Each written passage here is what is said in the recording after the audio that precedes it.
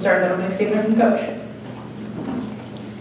So, what I thought I would do, first of all, thanks for everybody coming out. It's a beautiful day. I'm always kind of shocked walking outside because typically the time we come in the morning, the sun's not up. I'm always kind of surprised. It seems like in State College it goes from summer to winter with no in between, but it's still beautiful out. Appreciate everybody coming out and supporting us. What I thought I would do is I just real quickly I would review kind of what we were able to get done in the bye week, kind of give you a little bit more perspective on how we do things.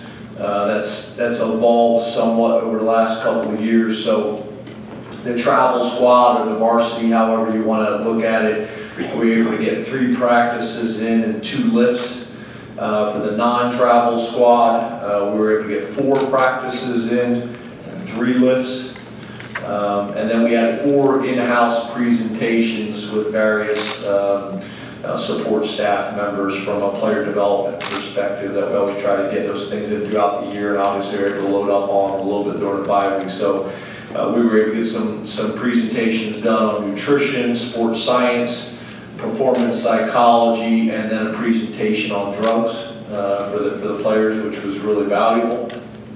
And then what the coaches did, we did those practices, and then most of us left either Wednesday afternoon, late afternoon, or Wednesday night. And then I didn't get back, like a lot of the coaches got back sometime on Saturday. They got back around 11 p.m. on Saturday, so from Wednesday to Saturday. For myself, I was able to get to 25 schools and 8 different states in that amount of time, and then for staff, we were able to get to 108 schools in 20 different states. So we were able to get a lot of work done in a short period of time. So very appreciative of the staff and the recruiting staff for getting all that organized. And then something to just give you guys a heads up on, always looking to try to add to our tradition and history here. We got so many unbelievable things. That one of the things that we discussed a couple weeks ago, and we're able to get it running, and we're going to do this, start a new tradition here for the homecoming game each year. We're going to have a lead bus that brings us to the stadium for our normal walk into the stadium, and that bus will be full of Penn State lettermen. So they are going to lead us into the stadium. That first bus will be a number of Penn State lettermen. Basically, it's first come, first served. Once the bus is full, the bus is full. But I thought that would be a really nice thing for us to do every single year on homecoming. Obviously, we have so much respect and appreciation for our lettermen. It's another way to show our respect to them and honor them in a way. So that's that. That's maybe some of the changes for homecoming. And then also, obviously, what we're able to get done in the bye week, and then shifted to Michigan State. Obviously, got a lot of respect for Coach D'Antonio, what he's been able to do in his career and the Michigan State program. It's obviously very, very impressive what they've been able to do, over his 12 years there. Very consistent. We're facing a team that's got as many returning starters as any team in the country. I think 21 out of 29 starters returning off a 10-3 team. So obviously a group of guys that know how to win, and a bunch of them returning from a leadership perspective as well. And then offense, Dave Warner, I think, has done as good a job as any offense coordinator in the league over the time that he's been there. They do a lot of different things. There is multiple, as you'll probably see. 11 personnel is their lead personnel group. 12 personnel is their next most popular personnel group at 63%. And then they also get into 21 personnel, which it's almost like you never see that anymore, and also 22 personnel. So we'll get a lot of different things that we have to defend. We got to be ready for the power. We got to be ready for the kick play. We got to be ready for the truck. We call it truck. Some people call it pin and pull. We got to be ready for all those things. I think time of possession is something they do very well. They rank number 2 in the Big Ten, number 10 in the country. So obviously, we got to protect the football. They already do a great job of time of possession. So we can't turn the ball over and put them in a situation which is really the style of play that they want to play with. And then guys we're impressed with on offense is obviously quarterback Brian Lewerke. Seems like he's been playing there forever. 64% completion ratio is a guy that can beat you, with his arm, his mind, his legs. I think he's what most people are looking for at the quarterback position. He's also 6'3", 220 pounds. And then they got two wide receivers. Cody White is playing at a high level, and then Felton Davis. It seems like he's been playing there forever as well and done some great things. And both of those guys have given us headaches in the past. And then defensively, Mike Tressel. Obviously, Coach D'Antonio, this defense is kind of what they've kind of made their name on. Really since Coach D'Antonio has been there. You look at them, they are big, they are stout, and they are physical, especially up front. They're a four-down base defensive front. They probably have a little bit more diversity from a coverage perspective than what you saw a few years back. They used to be what we call quarters, 4X and Z, where they press the two outside receivers and play two quarter safeties. They're playing other things now. They're playing cover one a little bit more than they had in the past. They're playing a little bit more fire zone than they have in the past. And they're pressuring about 30% of the time overall. Obviously, the thing that jumps out to everybody is they're #1 in the country in rush defense, #1 in the Big Ten, and #1 in the conference and in the country. So obviously that's something that jumps out. We think the middle linebacker number 35, Joe Bashi or Bashi, we think maybe the best linebacker in the league that we have seen. Very productive, very physical, great leader for him, runs really well. And then obviously their defensive end number 48, Kenny Willikis, is really making a bunch of plays from a lot of different ways. 8 tackles for a loss, 4 sacks, 4 fumbles, 4 quarterback hurries, 29 tackles. And then their cornerback Justin Lane, with him being 6'3", kind of stands out to you on tape and during games. Seems like he's been playing there forever as well. Has had a nice career. And then special teams, Paul Haynes is running their special teams right now. Obviously Paul's been a head coach and been very successful. You look at them, we're going to need to be ready, and we've studied a lot of this, and we've made a lot of cut-ups. They're willing to run a fake at any time in the game. That goes back to Coach D'Antonio. They're up by points, they'll run a fake. They're down by points, they'll run a fake. Different field positions, overtime to win the game. You look at 2018, they ran a speed option versus IU. They ran a kicker sweep versus Maryland in 2017. They ran a kicker ISO against Rutgers in 2015, all on field goals. Notre Dame, 2010, overtime to win the game. They run a tight end wing switch pass.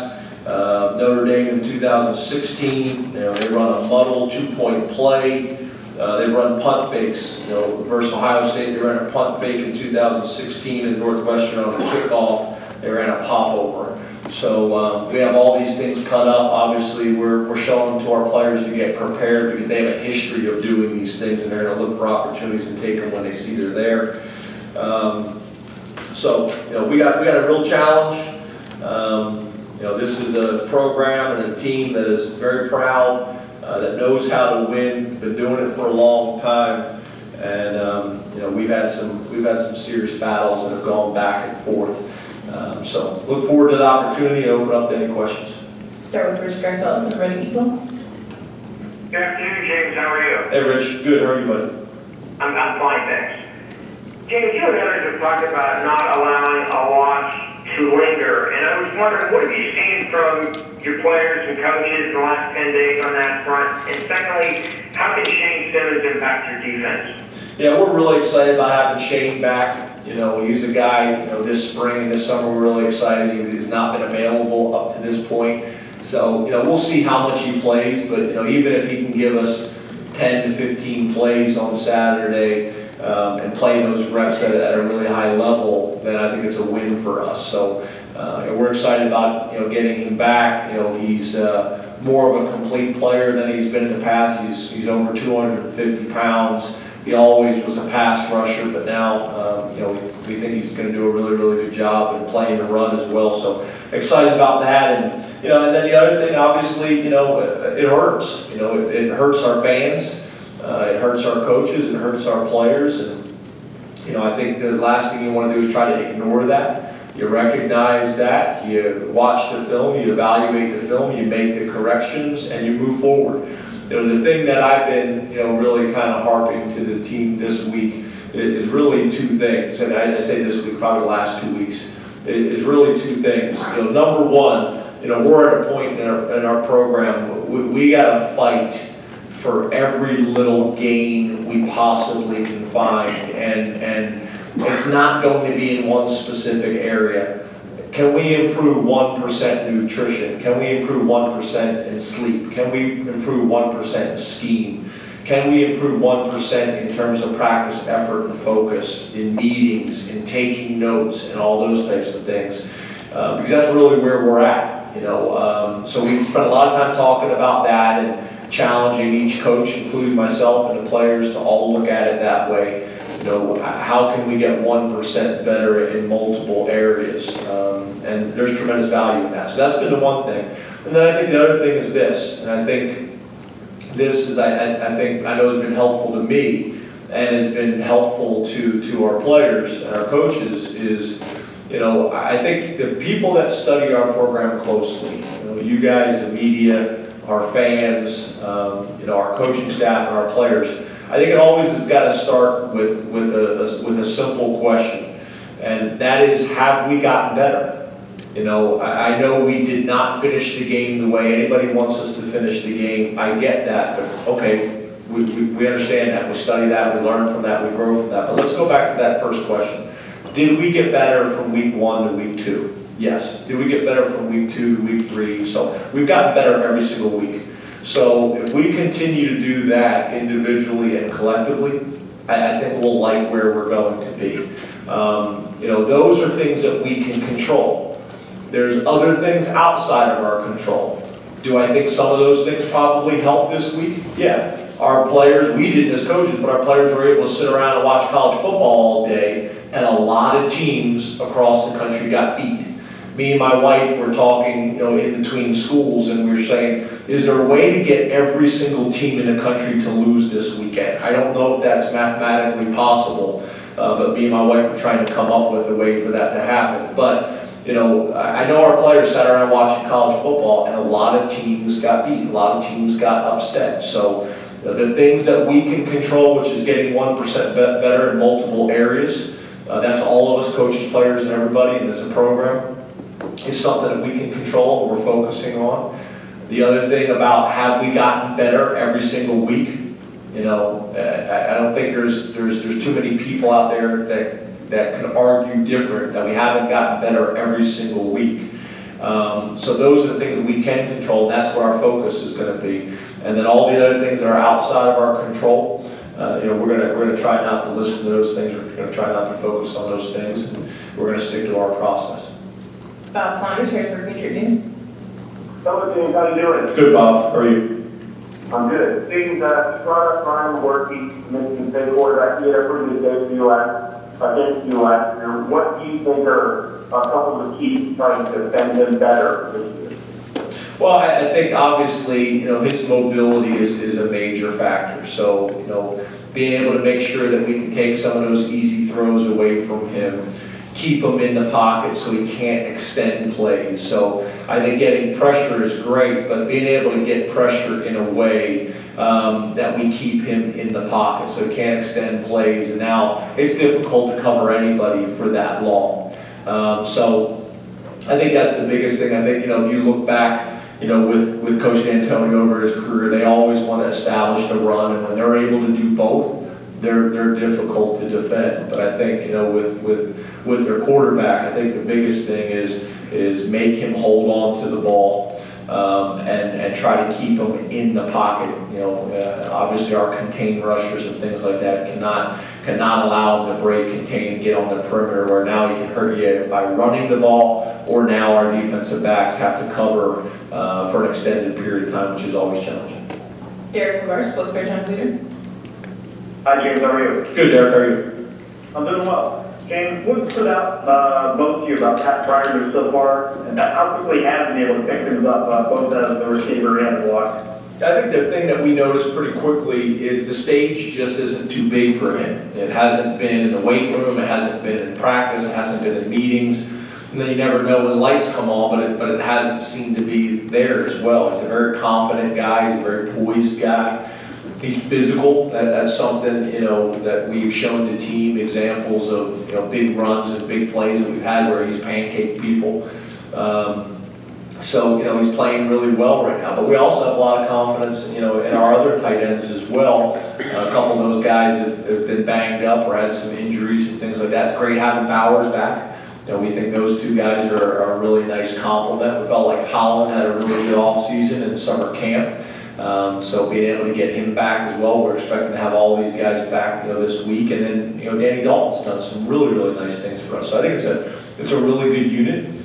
And we have enough depth there, so when we do, you know, we do have a bump or a bruise or whatever it may be, we have enough depth there that guys can step in and get the job done for us. So, you know, I'm pleased with how Coach Ronnie has recruited that position when he was coaching that position, and I think Tyler Bowen's come in and really, you know, done a nice job with his O-line background at that position too. So, you know, been very pleased with him and the whole group.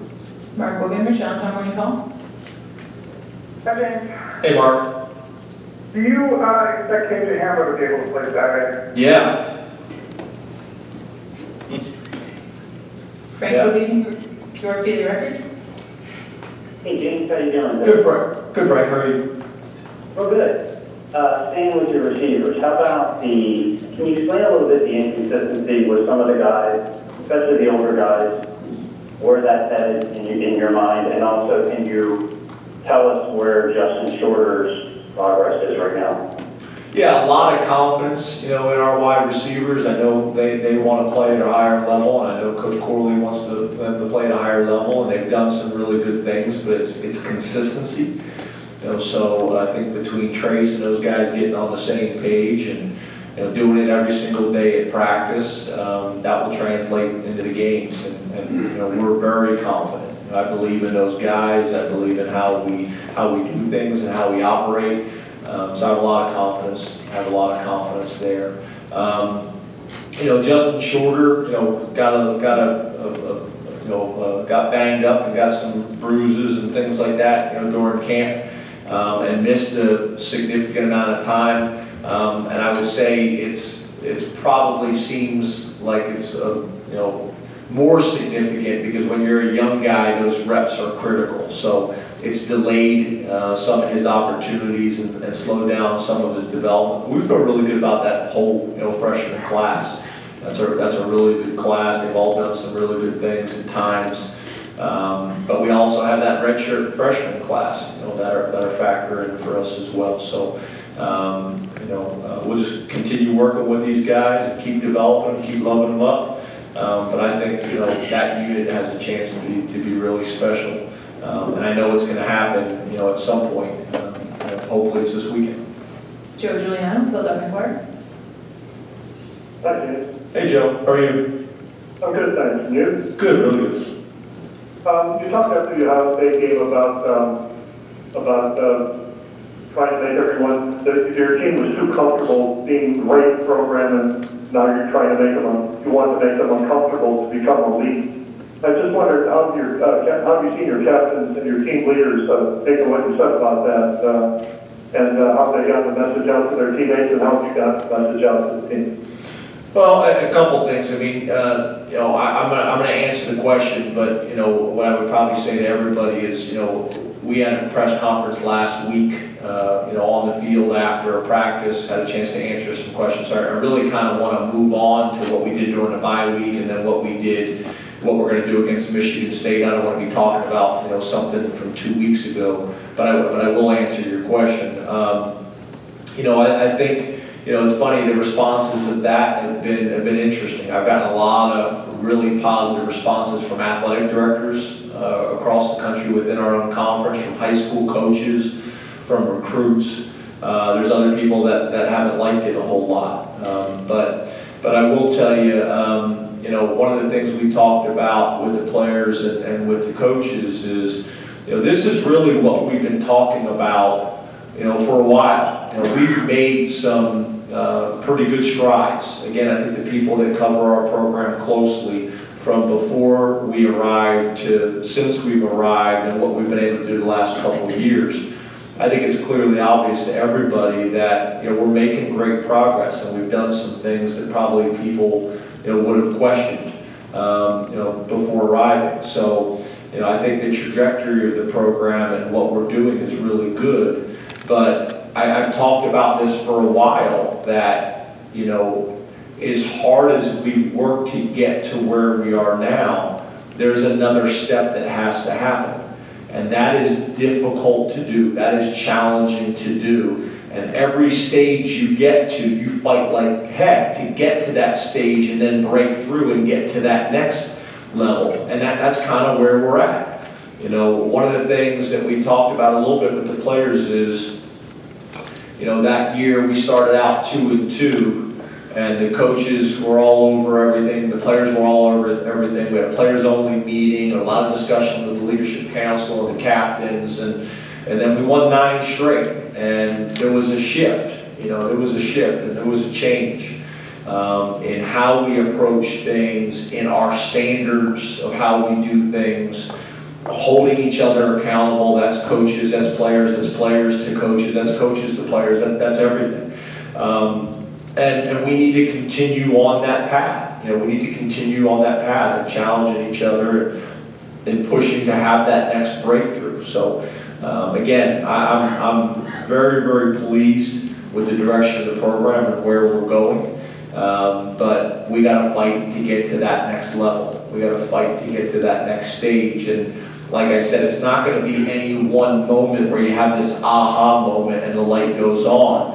It's that daily grind on little things that most people overlook. You know, I think you guys have heard me talk about, you know, you go eat at a nice restaurant, a very successful restaurant. Why is that restaurant successful? Because they do all the little things better than anybody. You stay in a really nice hotel, and that hotel is really successful, and it's been successful over years and years and years.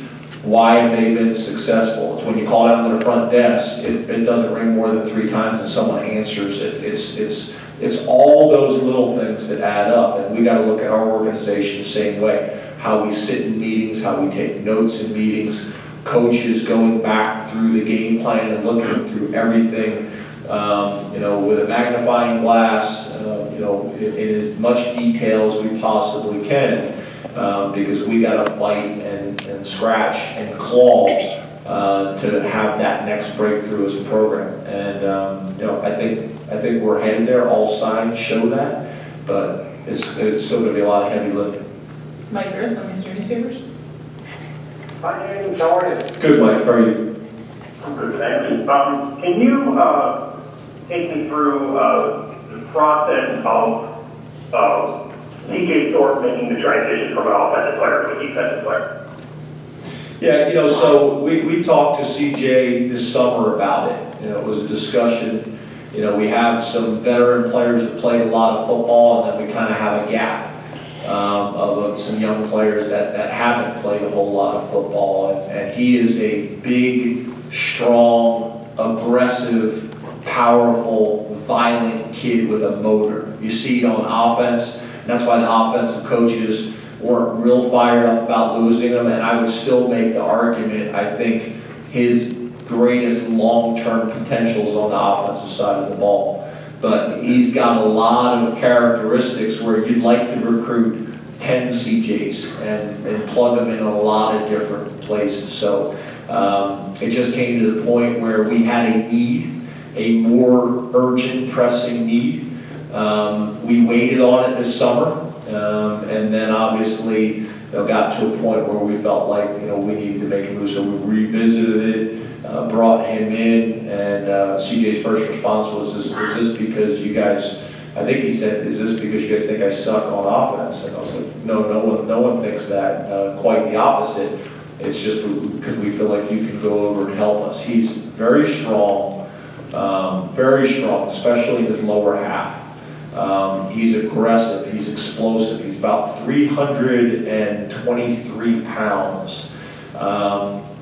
So he gives us an older guy. You know, I think I got a question last week after the Tuesday or Wednesday practice, whatever it was, about why CJ? Well, instead of a redshirt freshman possibly who he's competing with, he's a redshirt sophomore. It's another year in the program, developing, growing. Now, obviously, it's all the fundamentals and technique, and I think the thing that's challenging is, although he picked up the system fairly quickly, there's still all the fundamentals. You know, coming off the balls in offensive line is very different than coming off the balls in defensive line.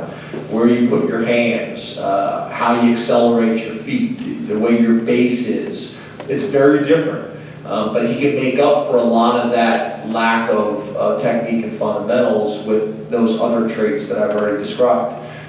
So we just got to continue speeding up his maturation process with the techniques and fundamentals.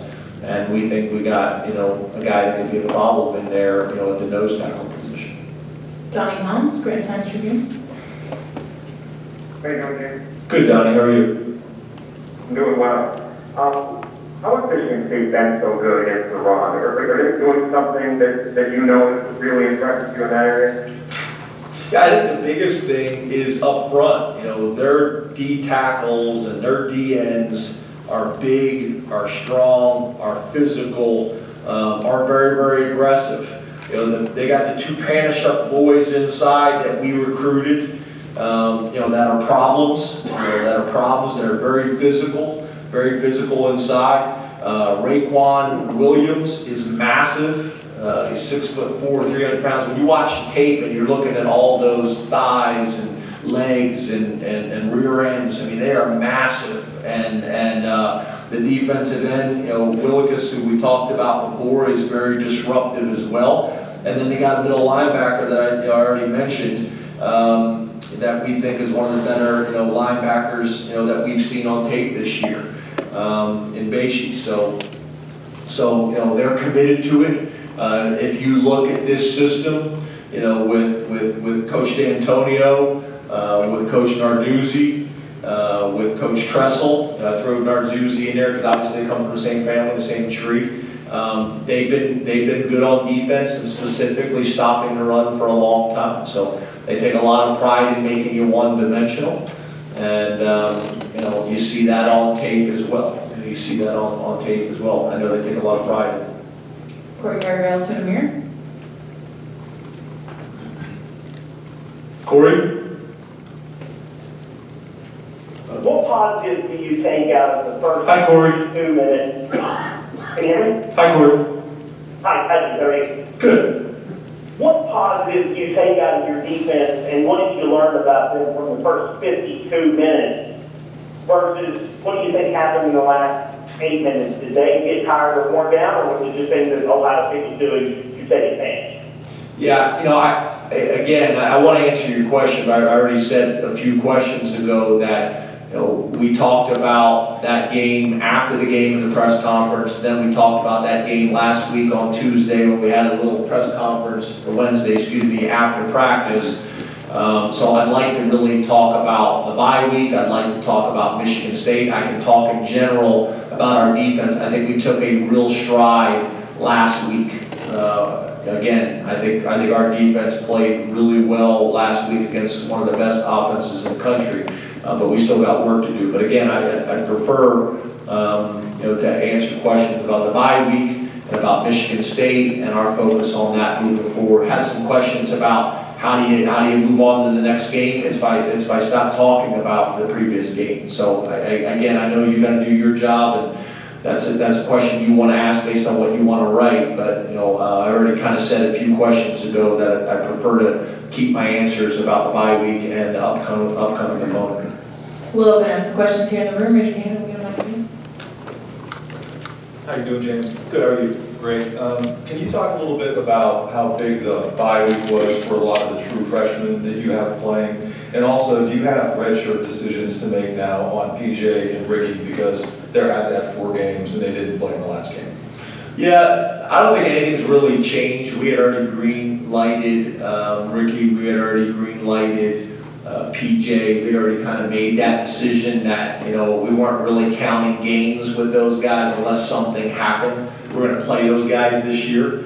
I do think we have some other guys that obviously have only played a little bit. We need to kind of manage that, and there's still time to make the decision. Those guys want to play. So, are we going to green light them for the second half of the season? Are we going to manage it and try to take them up to the limit where they play a decent amount but not enough to burn a year? That's the stuff that still needs to be managed, but no real changes in the original plan have been formed at this point. The bye week I think was good for a lot of our non-travel guys, whether that's older guys that are doing a great job for us each week, or whether that is young guys that have just joined the program that are trying to kind of figure some things out. Yeah, they got an extra practice. They were out in full pads, getting some live work. When the vets were just in really helmets and cleats and things like that. A lot of these plans are based on years of experience of other places that I've been, as well as talking to sports science people and everything else. I thought the bye week went as probably as good as it could have gone. But again, we got to use that moving forward. James, how do you assess what you've gotten from Gross Matos through the first 5 games, and where is his game developed most over the past year? I think just more complete. I think a lot like some of the other guys we talked about, like Shane. I think a lot of those young defensive ends, I think early on in their career, they're just more focused on sacking the quarterback and a lot of the speed type stuff, and maybe don't have the bodies yet to be the complete players that we needed to be in the Big Ten. They can be role players in certain situations, and I think that's kind of where Etor is growing. I think he's much better against the run right now. He's very physical. He's very strong. He's got a really good motor. I think he can be even better. We've seen flashes of really good stuff. But you'd like to see a little bit more production. I think he can be a little bit more productive in terms of sacking the quarterback, tackles for loss, tackles in general, things like that. But I do know he's a disruptive presence out there, and I think you'll see that continue to grow as he gains experience. Thank you, Charlie. Good. I'm good. Hey, with the bye week, when you look at the offense from points per game, yards, etc., what are your thoughts on the job that Ricky Ronnie has done, and how has he evolved since taking over full-time as the offensive coordinator? I think really good. Again, I know his coaches, myself, and all the assistants, with the fans and with the media. You focus on specific plays and specific situations, and trust me, we're looking at all those things as hard as anybody. But I do think your point is a good one. Look at where we're at. Look at where we're at. Across the board, not just in specific plays, not just in specific moments. That's myself. That's offense. That's defense. That's special teams. But I think we've been pretty productive. I think we've been pretty consistent both in the run and the pass. We've done a really good job. I think at one point we're leading the nation in scoring. I think overall, I think Ricky and Brent and Phil and all of our coaches have done a really good job. And again, I know after last week there's criticism. I get that, but again, and that's me included. I understand. I get that. You don't fill up 110,000 seat stadium without passion. When you win, there's nothing better. When you lose, that same passion spills over, into other areas as well. So we get that, we embrace that, we know that comes with the territory. But I love our coaches, I love our players, I love what we're building and where we're going and what we're doing and who we're doing it with. And we're just going to keep plugging away. But again, there's nobody more critical, of us more than we are. Hey James, how you doing? Good, how are you? Good. You mentioned in the bye week that you were going to take a look defensively at how teams were attacking you and kind of what you can do to counteract that. Is there anything that's declassified or any interesting nuggets that you might be able to share? And then secondly, How do you balance that philosophically when being so aggressive has made you very successful, but at times has also led to a lot of big plays? Yeah, I think that's a great point. I think you essentially hit it right on the head. There is when you're aggressive and you play really good with any scheme, with anything you do on offense, defense, special teams, there's strengths and there's weaknesses. And if you're blitzing a lot, you're susceptible to the screen game, and you need to identify and know what that weakness is, so that when you are blitzing and you are being aggressive like that, everybody needs to know how people will attack you when you're doing that and what our answer is. And it can't just be, I'm gonna pin my ears back and go sack the quarterback. Those responsibilities are critical as well. So the screen game is a big one. Obviously, we've worked on whether that's a traditional screen to a running back or whether that's a perimeter screen to a wide receiver. People trying to get their athletes in space. So obviously, you go through, you make a efficient play cut up. You make an explosive play cut up. You look at it, you say, okay, what themes are there? What plays are hurting us more than others? And that's other things as well that we see that are themes that people try to do to attack us week in and week out. So those are things that we spend a lot of time during the bye week in talking about. But overall, again, I go back to I think we have gotten dramatically better from week one.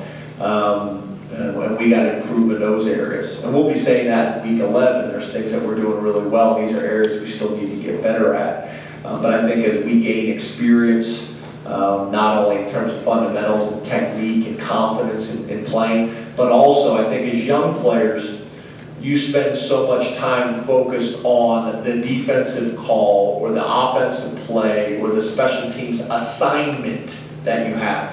And we got to get to the point where their responsibility and their assignment is second nature. And now they're thinking about how is the defense going to try to attack? What do I need to be aware of? What you're really trying to get all players to do, which is critical to quarterback position and critical at every position, is can you anticipate, okay, we're calling this defense, and they line up in this formation, and in this formation they typically do these 2 or 3 things. And if they do this, this could cause us problems because in this defense, our weakness is here. In this offensive call, in play, our challenge is here. And I think that's where we have to get as a program. We got to gain that experience. The guys aren't thinking about their jobs anymore. They're playing fast, and they're able to react to what the offense or what the defense or what the special teams is doing. That's the next step for us. And I would say we probably have more players doing that than not, but we got to get those not guys, up to that level where they can anticipate. That's when you really start playing fast, is when you can anticipate as a quarterback or as an offensive player based on safety rotation or linebacker skew. You know what they're going to do before the ball snaps. That's when you hear players say, well, the game is slowed down. That's what's happened. They're able to anticipate before the ball snaps what's going to happen. That's the same thing on defense. They line up in this formation based on all the film study we've done. They're going to do one of these 3 things. And now I can identify as quickly as I possibly can, and now go play fast because I know what's coming. I know what they're about to do. Hey, James.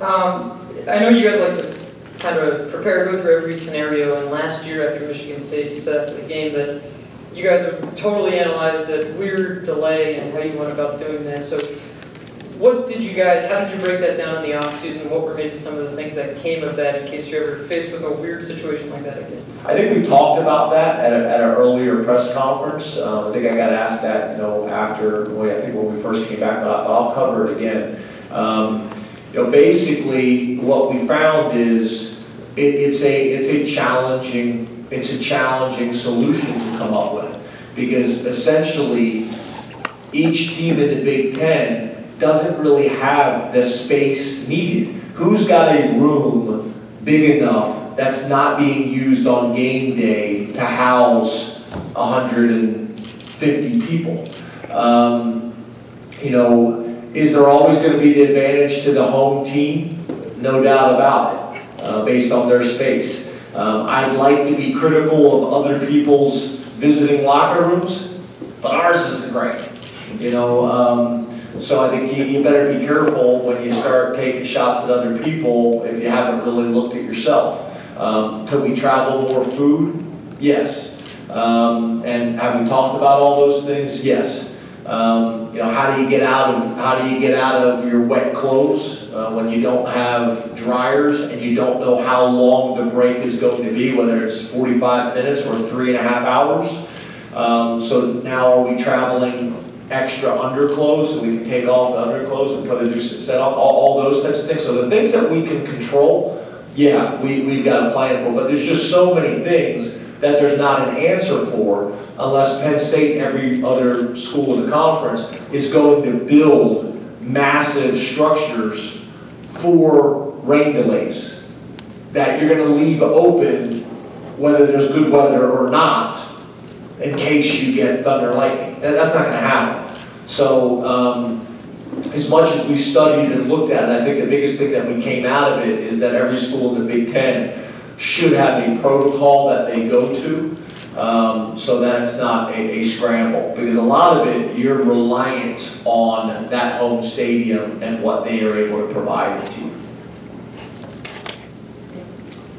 Hey James, I was wondering if you could assess the field goal operation at this point, your confidence level there, and also your ball protection. It seems you guys have fumbled a little bit more this year than you have. Yeah, there's no doubt we got to do a better job of protecting the football.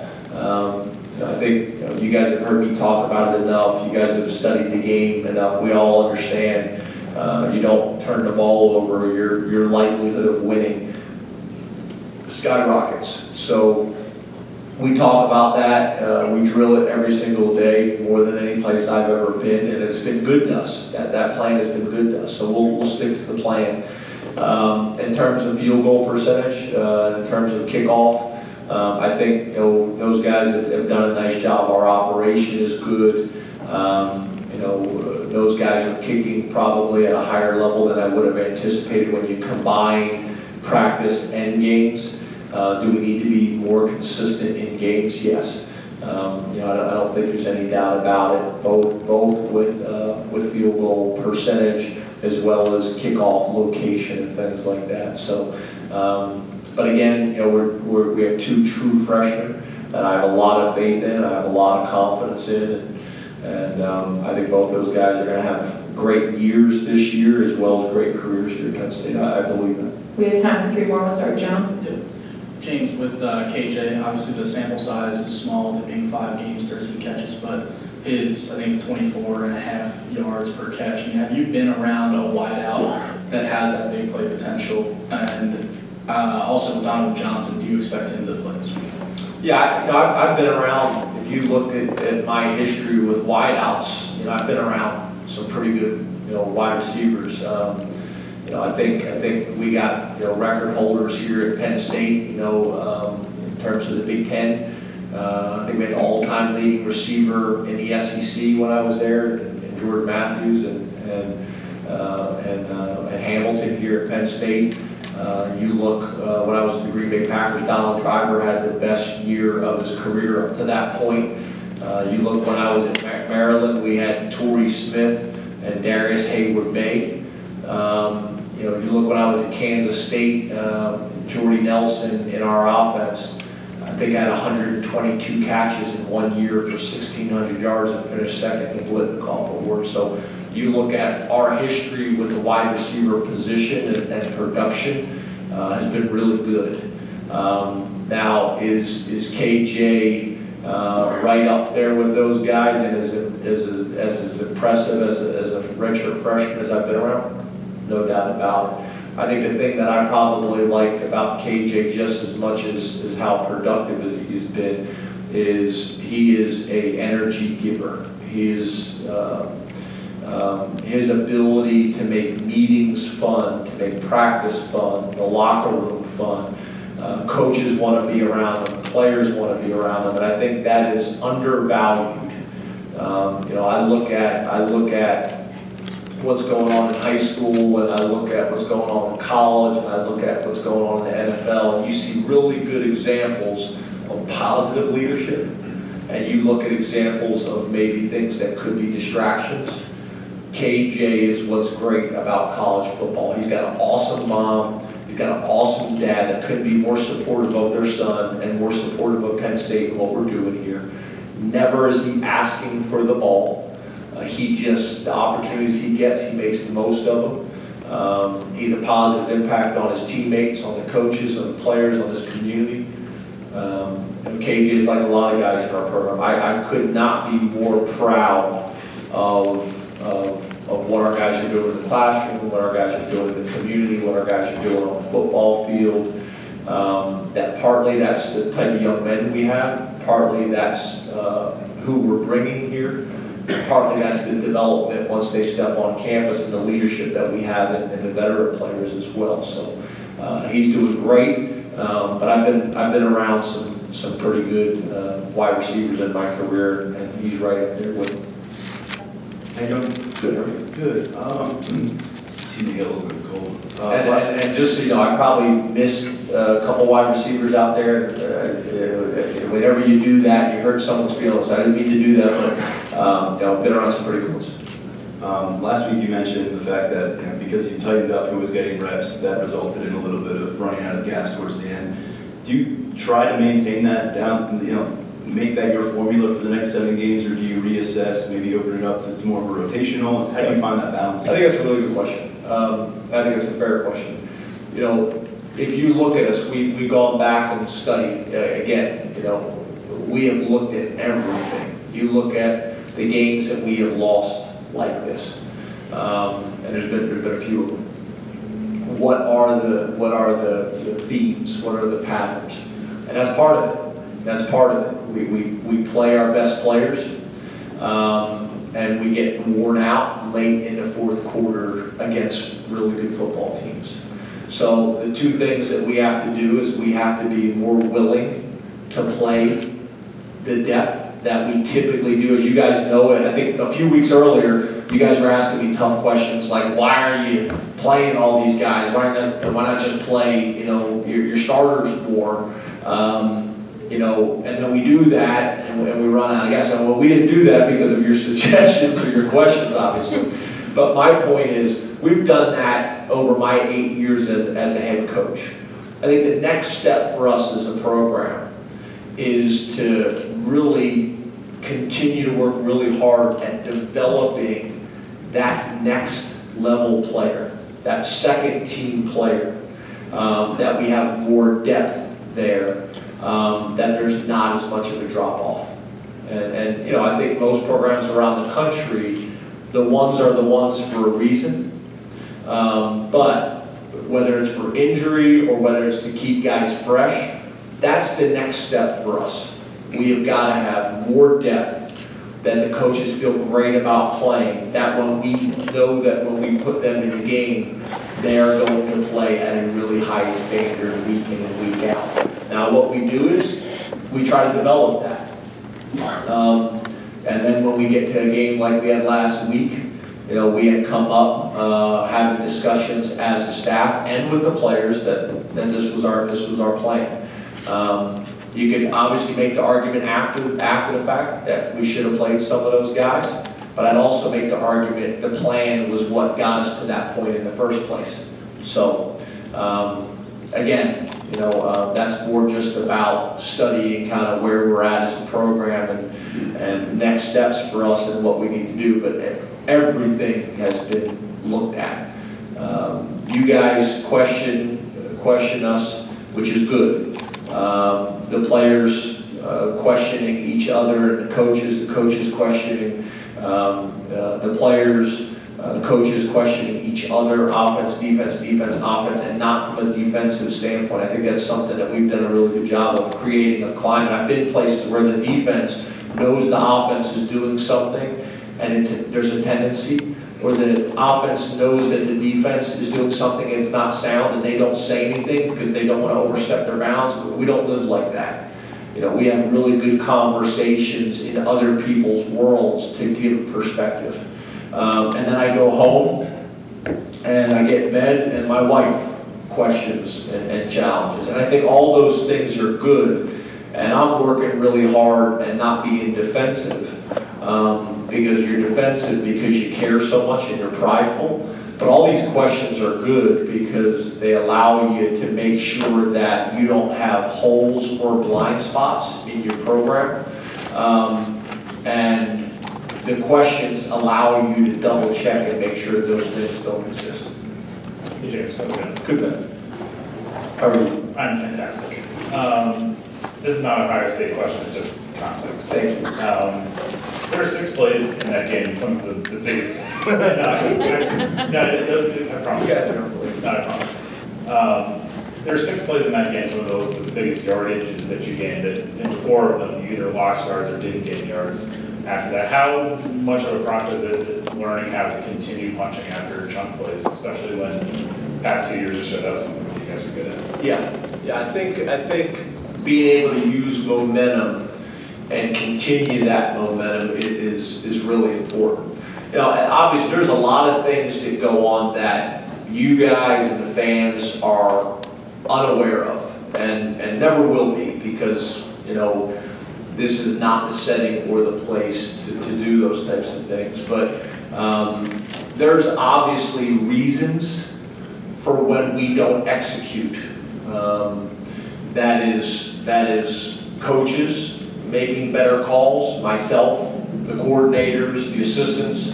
That is execution in terms of guys knowing their assignment and doing their assignment. And that is sometimes that the guy across the field or the guy across the line made a really good play. And there's a lot of different things that kind of go in there with those types of things. We have to control the things that we can control. We gotta make the calls that we need to make at the right time, and we need to execute the plays. What happens is it doesn't seem like a lot, but the O-line makes a critical error. The D-line makes a critical error.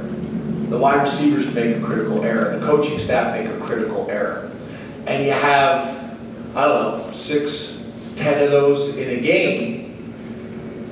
When your margin of error against an opponent like that is so small. Now don't get me wrong, they keep and at the end of the day, it's going to come down when you're playing that type of opponent and you're going back and forth, 2 really good teams. It's not going to come down to a lot of times who makes the most plays and who makes the least amount of mistakes. So that's kind of what we're doing is looking at all those things and we seem to stall out around the 30-yard line, and it's all of that. It's a little bit of scheme, it's a little bit of execution, it's a little bit that they got really good players as well. I mean, a 4th and 1 call, again, here we are going back, but the 4th and 1 call, their defensive end makes an unbelievable play. He gets his hand up, bats the ball down. We got a huge play. He makes some really good play. So I really want to move on, but it's hard to answer your guys' questions, and you just guys keep asking them, and then if I don't, then I'm rude. So I don't know what the balance is. I'm still trying to kind of figure that out. Chris, help at some point jump in and help me. Thanks, Coach. You're next. Oh, thank God. That's the best way. Thanks, guys. We'll be doing